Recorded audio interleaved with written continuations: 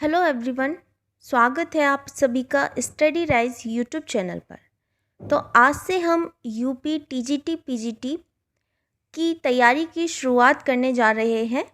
जो भी बच्चे टीजीटी पीजीटी 2022 का एग्ज़ाम देना चाहते हैं तो अपनी तैयारी वह जल्द से जल्द स्टार्ट कर दें। तो हमारे यूट्यूब चैनल स्टडी राइज आपके लिए 3 सब्जेक्ट जिसमें कि सिविक्स यानी कि नागरिक शास्त्र, सोशोलॉजी यानी कि समाजशास्त्र तथा इकोनॉमिक्स यानी कि अर्थशास्त्र के प्रैक्टिस सेट उपलब्ध कराए जाएंगे। जो भी बच्चे टीजीटी पीजीटी 2022 की तैयारी कर रहे हैं तो हमसे ज़रूर जुड़ें और अपनी तैयारी को एक नई दिशा प्रदान करें। जो इस चैनल पर पहली बार आए हैं तो चैनल को ज़रूर सब्सक्राइब करें और वीडियो अगर आपको पसंद आती है तो इसको अपने दोस्तों के साथ ज़रूर शेयर करें। ठीक है, तो चलिए फिर आज की वीडियो स्टार्ट करते हैं। ये है हमारी पहली वीडियो जो हमने ली है सिविक्स यानी कि नागरिक शास्त्र, और इसमें पहला टॉपिक है राजनीतिक सिद्धांत, जिसमें कि जो पहला जो सब टॉपिक है वह है राज्य की परिभाषा एवं निर्माण तत्व। तो इसमें हम पढ़ेंगे इसमें परिभाषा के बारे में, विषय क्षेत्र एवं अध्ययन पद्धतियाँ और राज्य की परिभाषा के बारे में हम इसमें देखेंगे। तो पिछले ईयर्स में जितने भी क्वेश्चन हुए हैं इस टॉपिक से उन सभी को आज हम कवर करेंगे। ठीक है, तो चलिए फिर वीडियो स्टार्ट करते हैं। तो हमारा पहला क्वेश्चन दिया है, नागरिकता की अवधारणा में किसने गुलामों को बाहर रखा है? प्लेटो, अरस्तु, हॉब्स या फिर ऑस्टिन? ये पूछा गया था यूपी पीजीटी परीक्षा में 2016 में यह क्वेश्चन पूछा गया था। तो इसमें दिया है नागरिकता की अवधारणा में किसने गुलामों को बाहर रखा है? प्लेटो ने रखा है, अरस्तु ने रखा है, हॉब्स ने रखा है या फिर ऑस्टिन ने रखा है? तो इसका जो सही आंसर है वह है ऑप्शन बी, अरस्तु। जो अरस्तु है वह अपनी नागरिकता संबंधी उन्होंने अवधारणा दी है, जिसमें कि जो गुलाम है यानी कि जो दास है ना, दास, उनको बाहर रखा है। अरस्तु इन्हें राज्य का नागरिक नहीं मानता है। ठीक है, कौन नहीं मानता है? अरस्तु नहीं मानता है। गुलामों को इसने नागरिकता की अवधारणा से बाहर रखा है। तो सही आंसर है इसमें ऑप्शन बी। नेक्स्ट क्वेश्चन है, किसे सभी सामाजिक संस्थाओं में सबसे शक्तिशाली माना जाता है? राज्य, राष्ट्र, समाज या फिर न्यायतंत्र? ये भी यूपी पीजीटी परीक्षा 2016 में पूछा गया है प्रश्न, और इसमें जो सही आंसर हो जाएगा वह हो जाएगा ऑप्शन ए, राज्य को। सभी सामाजिक संस्थाओं में सबसे शक्तिशाली जो माना जाता है वह राज्य माना गया है। राष्ट्र, समाज और न्यायतंत्र जैसी जो सामाजिक संस्थाएं हैं यह सभी राज्य को सबसे अधिक शक्तिशाली माना जाता है। इन सभी में से राज्य को सबसे अधिक शक्तिशाली माना जाता है। अन्य संस्थाओं का गठन अपने स्वेच्छा या फिर राजा के नियमों पर आधारित है, परंतु जो राज्य की सदस्यता है वह अनिवार्य और उसके निर्णय बाध्यकारी होते हैं। सही आंसर है इसमें ऑप्शन ए, राज्य। अगला प्रश्न देखते हैं। हमारा तीसरा प्रश्न है आज का, राजनीति विज्ञान सामाजिक विज्ञान का वह अंग है जो राज्य के आधारभूत तत्वों तथा शासन के सिद्धांतों का विवेचन करता है। यह परिभाषा किसने दी है? ऐसे क्वेश्चन बहुत पूछे जाते हैं। ठीक है, तो इसमें ऑप्शन देखते हैं हम, यह परिभाषा किसने दी है? गार्नर ने, लास्की ने, गिलक्रिस्ट ने या फिर पॉल जेनेट ने?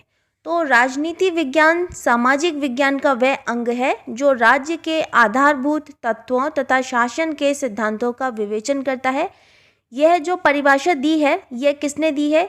यह दी है ऑप्शन डी, पॉल जेनेट ने। किसने दी है? ऑप्शन डी, पॉल जेनेट ने। ठीक है, तो ये तो परिभाषा हुई या फिर कथन हुए, तो ये तो हमको सीधे सीधे याद करने पड़ेंगे। तो इसमें जो सही आंसर हो जाएगा वह हो जाएगा ऑप्शन डी।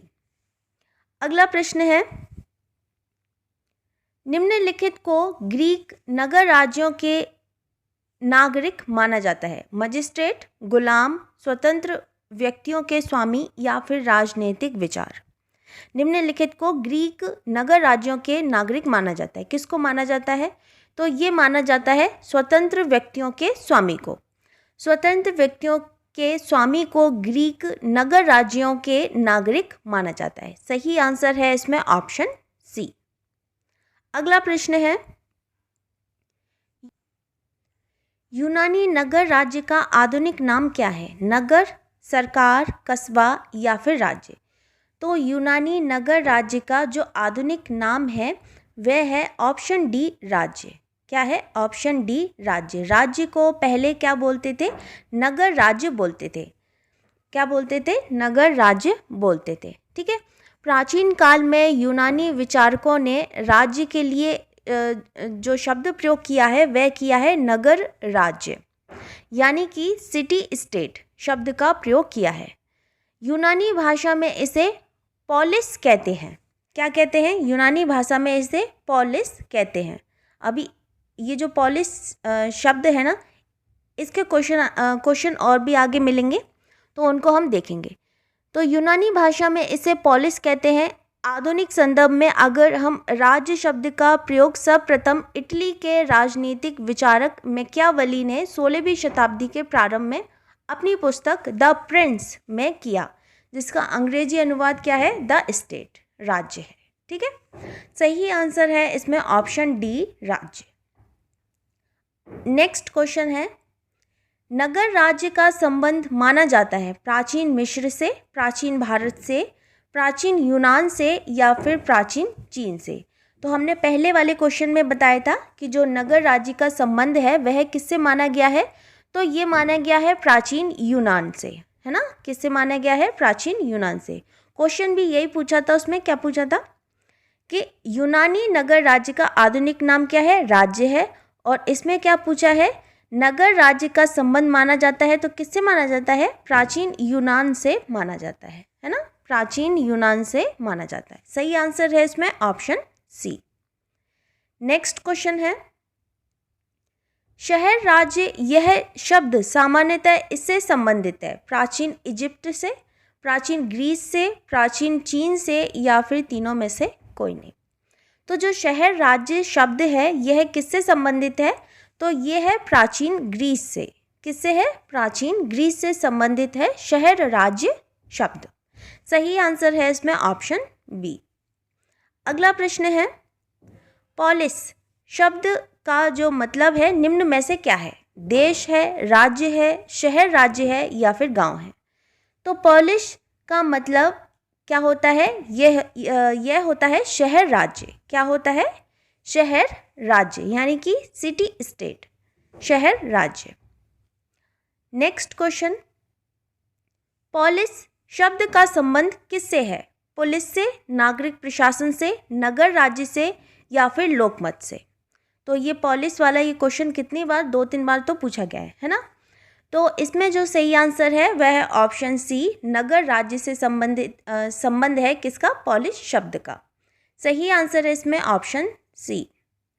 अगला है प्रश्न, पॉलिटिक्स शब्द की उत्पत्ति पॉलिस से हुई है, जो एक फ्रांसीसी शब्द है, यूनानी शब्द है, लातीनी शब्द है या फिर जर्मन शब्द है?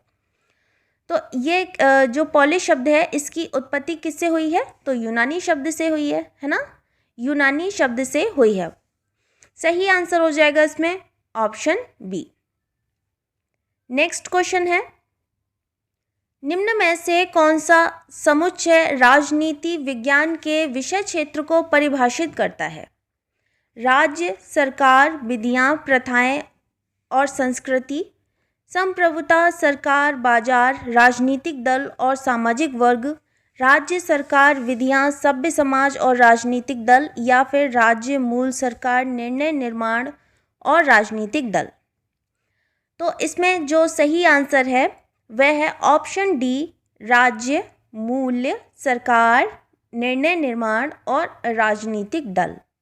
राजनीति विज्ञान का विषय क्षेत्र किस किस से है? राज्य से है, मूल्य से है, सरकार से है, निर्णय और निर्माण से है, राजनीतिक दल से है और भी है आगे, शक्ति है, संघर्ष है ना, और सहमति का ये अध्ययन है। आधुनिक सिद्धांत के अनुसार राजनीति विज्ञान संस्थाओं एवं राजनीति का अध्ययन है। सही आंसर है इसमें ऑप्शन डी। ठीक। नेक्स्ट क्वेश्चन है, निम्नलिखित में से कौन सा एक राजनीति विज्ञान के आधुनिक उपागम के अध्ययन का क्षेत्र है? लोक जीवन, राज्य सरकार या फिर विधि निर्माण? लोक जीवन, राज्य सरकार या फिर विधि निर्माण?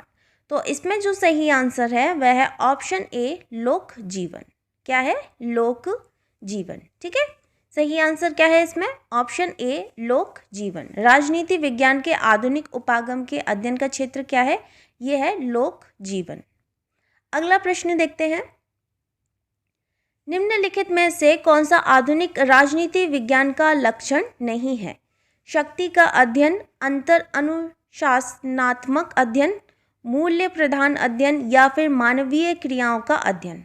तो इसमें क्या पूछा है? आधुनिक राजनीति विज्ञान का लक्षण नहीं है। कौन सा इसमें लक्षण नहीं है?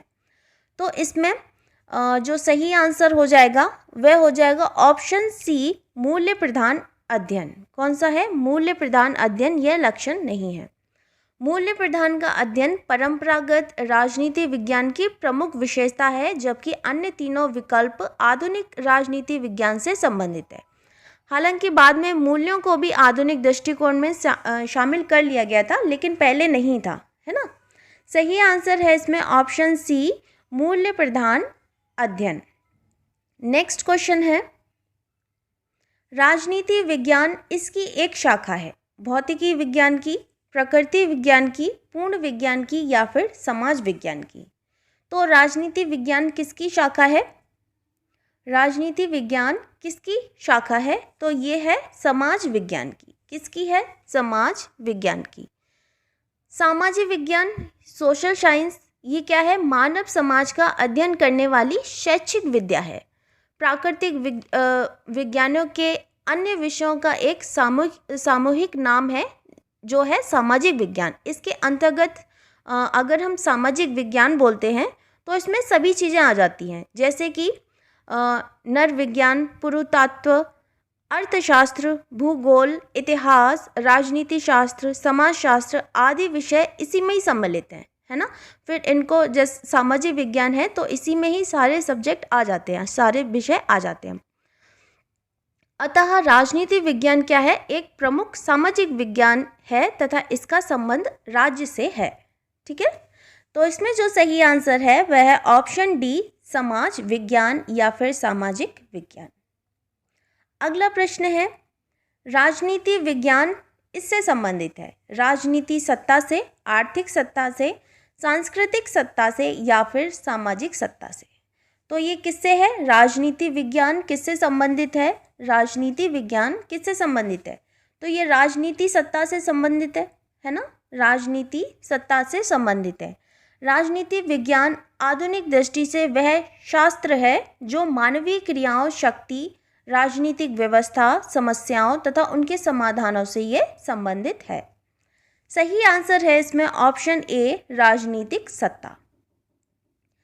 अगला प्रश्न देखते हैं, नगर राज्य शब्दावली संबंधित है प्राचीन चीन से, प्राचीन मिस्र से, प्राचीन यूनान से या फिर प्राचीन भारत से?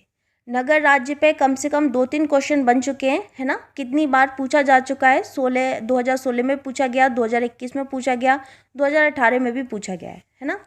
तो नगर राज्य शब्दावली संबंधित है किससे है? चीन से नहीं होगी, मिस्र से है, यूनान से है या फिर भारत से है? तो किससे संबंधित है? तो ये है प्राचीन यूनान से। चीन से नहीं है, मिस्र से भी नहीं है, भारत से भी नहीं है। किससे है नगर राज्य शब्दावली संबंधित? तो ये है प्राचीन यूनान से, है ना। नगर राज्य शब्दावली प्राचीन यूनान से संबंधित है। प्राचीन यूनान में जो राज्य के लिए एक शब्द का प्रयोग किया जाता था उसको हम बोलते हैं नगर राज्य, है ना। नगर राज्य शब्द का प्रयोग किया जाता था। यूनानी भाषा में ही इसको क्या बोलते हैं? पॉलिस शब्द बोलते हैं। मोस्ट इम्पॉर्टेंट क्वेश्चन है ये, बहुत बार पूछा गया है और बहुत बार आपने क्वेश्चन भी देखे हैं ना, 3-4 बार तो क्वेश्चन आ चुके हैं पॉलिस शब्द से और नगर राज्य शब्द से। तो इसका जो सही आंसर है वह है ऑप्शन सी, प्राचीन यूनान। अगला प्रश्न है, निम्नलिखित कथनों पर विचार कीजिए तथा नीचे दिए गए कूट से सही उत्तर का चयन कीजिए। अब इसमें से हमें देखना है कि इसमें से सही कौन कौन से हैं। राजनीति विज्ञान राजनीति का व्यवस्थात्मक अध्ययन है। यह सैद्धांतिक और शोधपरक है। यह पूर्णतः वैज्ञानिक और पूर्णतः नैतिकवादी है। इसे यदि अच्छा राजनीति विज्ञान होना है तो इसे दर्शनात्मक और वैज्ञानिक होना है। तो इसमें से देखना है कौन सा कूट हमें सही दिया गया है। तो इसमें हम बता दें तो इसमें जो कौन सा सही है वह है ऑप्शन सी 1, 2 और 4, यानी पहला, सेकंड और फोर्थ वाला। ठीक है। राजनीति विज्ञान राजनीति का व्यवस्थात्मक अध्ययन है, सही बात है। यह सैद्धांतिक और शोधपरक भी है, ये भी सही बात है। इसे यदि अच्छा राजनीति विज्ञान होना है तो इसे दर्शनात्मक और वैज्ञानिक भी होना है। सही आंसर है इसमें ऑप्शन सी, फर्स्ट, सेकंड और 4। नेक्स्ट क्वेश्चन है, निम्न में से कौन सा कथन सही है। राजनीतिक विकास सर्वसत्तावादी व्यवस्था को जन्म देता है। राजनीतिक विकास लोकतंत्र का निर्माण करता है। राजनीतिक विकास कुलीन तंत्र का निर्माता है। या फिर राजनीतिक विकास अस्थायित्व उत्पन्न करता है। तो इसमें हमें बताना है कि कौन सा कथन इसमें सही दिया गया है। तो इसमें सीधे से दिखाई दे रहा है इसमें कथन कौन सा सही है। तो ये है ऑप्शन बी, राजनीति विकास लोकतंत्र का निर्माण करता है ना। राजनीति विकास लोकतंत्र का निर्माण करता है। सही आंसर इसमें ऑप्शन बी हो जाएगा। कौन सा हो जाएगा? Option B. राजनीतिक विकास क्या है? राजनीतिक विकास का तात्पर्य क्या है? इसका तात्पर्य होता है कि शासन प्रक्रियाओं में नागरिकों की भागीदारी कितनी है ना। शासन प्रक्रियाओं में नागरिकों की भागीदारी, यह भागीदारी शासन के लोकतांत्रिक स्वरूप में अधिक स्पष्ट होती है। अतः राजनीतिक विकास क्या है? लोकतंत्र के निर्माण में महत्वपूर्ण भूमिका निभाता है। सही आंसर हो जाएगा इसमें ऑप्शन बी, राजनीतिक विकास लोकतंत्र का निर्माण करता है। अगला प्रश्न है, निम्नलिखित में से कौन सा राजनीति शास्त्री राजनीतिक विकास की अवधारणा से संबंधित है? इल्वमैन, रुडोल्फ लॉसवेल या फिर गोल्डहैमर है ना। तो निम्नलिखित में से कौन सा राजनीति शास्त्री राजनीतिक विकास की अवधारणा से संबंधित है? तो उपयुक्त प्रश्न में राजनीतिक विकास की अवधारणा से कौन संबंधित है? तो ये है इल्वमैन। कौन है? इल्वमैन, ये संबंधित है। ठीक है। रुडोल्फ का संबंध किससे है? इनका संबंध है प्रशासनिक चिंतन से है। रुडोल्फ का संबंध किससे है? इनका संबंध है प्रशासनिक चिंतन से। लॉसवेल का संबंध है, इनका संबंध है राजनीतिक शक्ति से, है ना। राजनीतिक शक्ति की संकल्पना से संबंधित है। और जो गोल्डहैमर है इनका संबंधित है किससे? ये है मुख्यतः अनुवादक के रूप में ये प्रसिद्ध है। कौन? गोल्डहैमर। तो कौन बचे? इल्वमैन, है ना। इल्वमैन ये राजनीति शास्त्री राजनीति विकास की अवधारणा से संबंधित है। सही आंसर है इसमें ऑप्शन ए। नेक्स्ट क्वेश्चन है और आज का लास्ट क्वेश्चन है हमारा क्वेश्चन नंबर 20। एडवर्ड शील्स के अनुसार राजनीतिक विकास को मापा जाना चाहिए देश की राजनीतिक संस्थाओं से, देश के अंतर्राष्ट्रीय स्तर से, देश के आर्थिक विकास से या फिर देश के आर्थिक और साथ में सामाजिक विकास से इसको नापा जाना चाहिए। तो इसमें जो सही आंसर है वह है इसमें सही आंसर ऑप्शन ए, देश की राजनीतिक संस्थाओं से। देश की राजनीतिक संस्थाओं से। तो जो एडवर्ड शील्स हैं उनके अनुसार क्या है? राजनीतिक विकास को देश की राजनीतिक संस्थाओं से मापा जाना चाहिए। इस संबंध में उन्होंने 5 प्रकार के व्यवस्थाओं का वर्णन किया है। वे कौन कौन से प्रकार हैं? पहला है राजनीतिक लोकतंत्र, दूसरा है नाममात्र का लोकतंत्र, तीसरा है आधुनिकीकृत स्वेच्छातंत्रवाद, चौथा है सर्वाधिकारी गुटतंत्रवाद और 5वां है परंपरागत गुटतंत्रवाद, है ना। तो इसमें जो सही आंसर है वह है ऑप्शन ए, देश की राजनीतिक संस्थाओं से इसको मापा जाना चाहिए। ठीक, तो ये थी आज की वीडियो। अगर आपको वीडियो पसंद आती है तो आप इसको अपने दोस्तों के साथ ज़रूर शेयर करें, जो भी टीजीटी पीजीटी की तैयारी कर रहे हैं, तो उनके साथ ये वीडियो ज़रूर आप शेयर करें। ठीक है, मिलते हैं फिर बहुत जल्द नेक्स्ट वीडियो में। तब तक के लिए थैंक यू सो मच।